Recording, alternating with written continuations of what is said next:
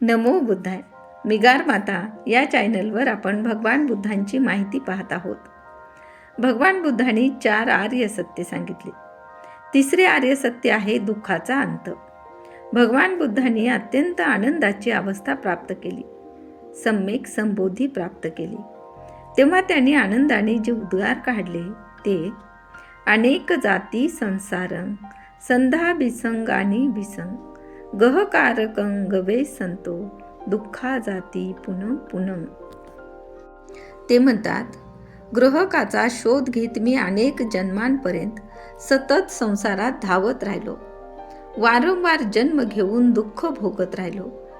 हे गृहकारका, आता तू मला दिसला आहेस. आता पुन्हा तू घर बांधू शकणार नाहीस.